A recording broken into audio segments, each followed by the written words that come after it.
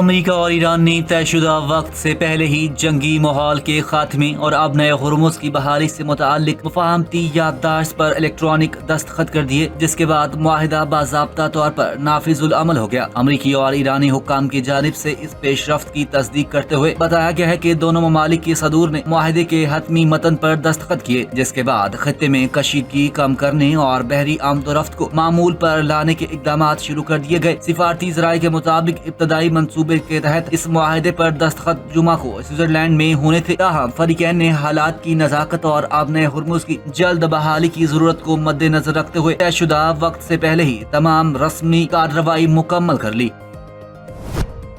ایران کے صدر Masoud Pezeshkian نے امریکہ کے ساتھ ہونے والے جنگ بندی معاہدے کی کاپی میڈیا کے ساتھ شیئر کر دی، جس میں امریکی صدر ڈونلڈ ٹرمپ کے بھی دستخط موجود ہیں۔ یہ پہلا موقع ہے کہ بین الاقوامی سطح پر دونوں ملکوں کے درمیان ہونے والا معاہدہ الیکٹرانک دستخط کے ذریعے ہوا۔ ایران اور امریکہ کے درمیان جنگ بندی معاہدے کی تقریب کل جمعہ کو سوئٹزرلینڈ میں طے ہے، جس میں امریکی، ایرانی وفود سمیت ثالثی میں اہم کردار ادا کرنے والے پاکستان سمیت سعودی عرب، قطر، ترکیہ اور مصر کے قائدین بھی شریک ہوں گے۔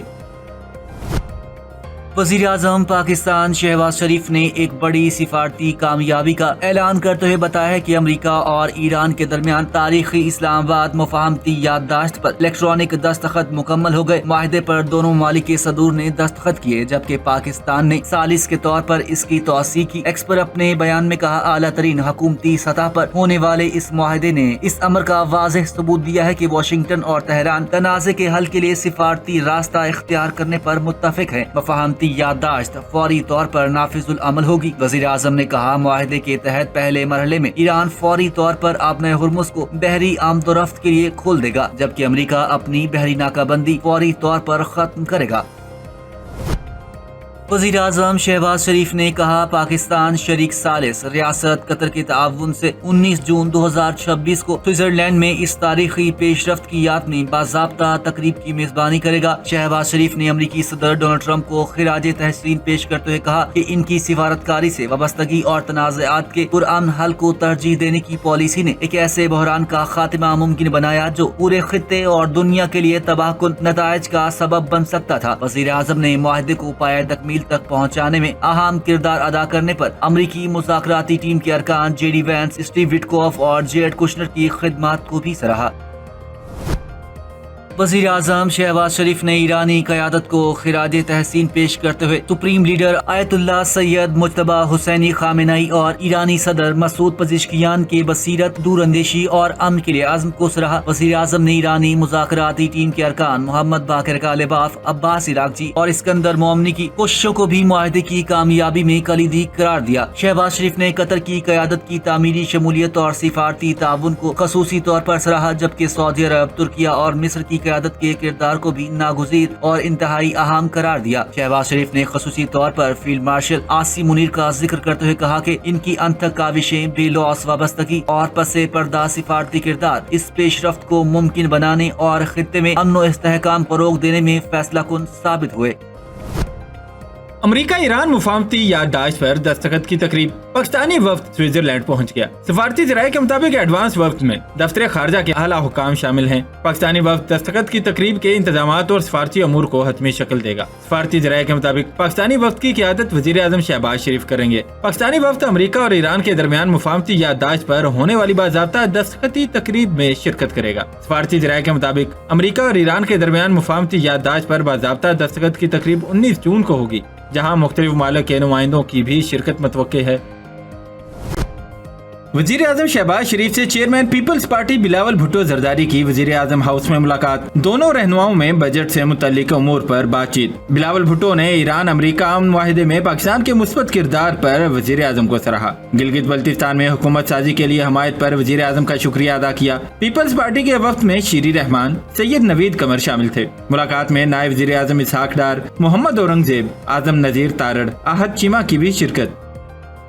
I stand before this August House today to present a rupees 3.56 trillion, including a development outlay of rupees 750 billion with no new taxes budget 2026-27 of the government of Sindh for the 13th time, including 11 consecutive budgets.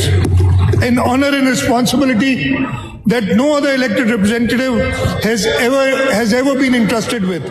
Sindh हुकूमत ने माली साल 2026-27 के लिए 3,562 अरब से जायद हुजम का budget पेश कर दिया। बजट में कोई नया टैक्स आयद नहीं किया गया। बजट का खसारा 36.9 अरब रुपए, आमदन 3.526 खरब रुपए रखी गई है। वफाक से ताउन के तहत तरक्याती पोर्टफोलियो 575 से कम करके 400 अरब करना पड़ा। वफाक से सिंध को 2,263 अरब रुपए मिलेंगे। सिंध के सरकारी मुलाजमीन की तनख्वाहों और पेंशन में 60% इजाफे का ऐलान। कम अज कम उजरत 40,000 से बढ़ाकर 41,000 माहाना मुकर्रर। तरक्याती मंसूबों के लिए 720 अरब रुपए रखने की तजवीज। नए माली साल के सालाना तरक्याती प्रोग्राम का हुजम 400 अरब रुपए मुकर्रर। लोकल गवर्नमेंट म्यूनिसिपल इंफ्रास्ट्रक्चर के लिए 121.6 अरब मुख्तस। सिंध हुकूमत का तालीम, ज़राअत, इंश्योरेंस, रोजगार शोबों के लिए खुसूसी पैकेज का ऐलान। तालीमी मुआवनती खिदमात पर सेल्स टैक्स कम 5% कर दिया गया। सोशल प्रोटेक्शन पैकेज के लिए 13.2 अरब रुपए मुख्तस। किचन गार्डन, बेनजीर हारी card, Benazir women agriculture work programme शामिल। सिंध हुकूमत का इंश्योरेंस एजेंट्स और ब्रोकर्स पर लागू टैक्सेस में कमी। ज़राई सुपर टैक्स की असना की हद 150 मिलियन से बढ़ाकर 500 मिलियन कर दी गई। ज़राई टैक्स की शरह भी 10% से कम करके 8% कर दी गई।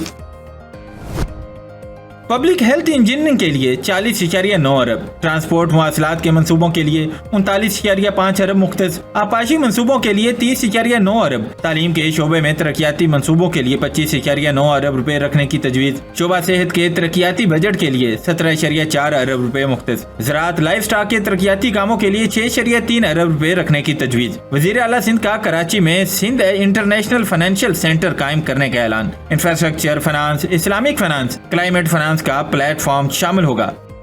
आइंदा माली साल 2026-27 का कुल अखराजात बजट तखमीना 1,089 अरब रुपए है, जिसमें गैर तरक्याती बजट का उजम 797 अरब रुपए है, जबकि मजमूई सूबाई तरक्याती बजट PSDP का उजम 206 अरब रुपए है, जिसमें नई स्कीमात के लिए 106 अरब और जारी स्कीमात के लिए 100 अरब रखे गए हैं।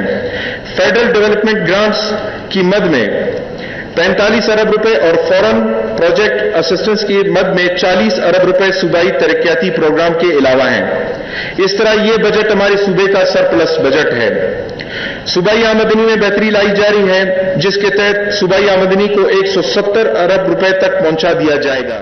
बलोचिस्तान का माली साल 2026-27 के लिए 1,089 अरब रुपए हुजम का बजट पेश। रवा माली साल की कुल आमदन 886 बिलियन रुपए रही। मजमूई सूबाई तरक्याती बजट का हुजम 206 अरब रुपए मुख्तस। नई स्कीमों के लिए 106, जबकि जारी स्कीमों के लिए 100 अरब रुपए रखे गए हैं। वफाकी ग्रांट के तहत 30 अरब 61 करोड़ रुपए मौसूल होने की तवक्को। वफाकी फंडेड मंसूबों के लिए 45 अरब रुपए और फॉरेन प्रोजेक्ट असिस्टेंस की मद में 40 बिलियन रुपए रखने की तजवीज। आइंदा माली साल के लिए सूबाई आमदनी को 170 बिलियन तक ले जाने का हदफ मुकर्रर किया गया है। वफाक के ताउन से बलोचिस्तान के मुख्तलिफ अजला में डैम्स की तामीर जारी है।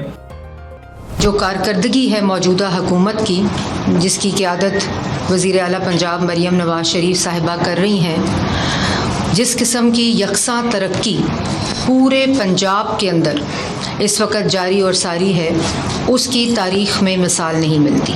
सीनियर सूबाई वजीर पंजाब मरियम औरंगजेब ने कहा है कि पंजाब में यकसा तरक्की का अमल जारी है। विफाकी सतह पर वजीर आजम मोहम्मद शहबाज शरीफ की हुकूमत की कारकर्दगी भी मिसाली है। वजीर आजम ने दिन रात मेहनत करके पाकिस्तान का मुआशी इस्तेहकाम यकीनी बनाया। पोस्ट बजट प्रेस कॉन्फ्रेंस से खिताब करते हुए कहा, सिफारती सतह पर भी पाकिस्तान को बेपनाह कामयाबियां हासिल हुई हैं। वजीर आजम मोहम्मद शहबाज शरीफ और फील्ड मार्शल सैयद आसिम मुनीर ने दुनिया में अमन का जरिया बने। कहा, फेडरल ग्रांट में सबसे ज्यादा हिस्सा पंजाब का है। बोली वज़ीर आला मरियम नवाज शरीफ ने कमाल तरीके से सैलाबी सूरत हाल से निपटा। पंजाब ने अपने अखराजात को बड़ी हद तक महदूद किया। सूबे के रेवेन्यू में 426 अरब से 820 अरब तक का इजाफा हुआ।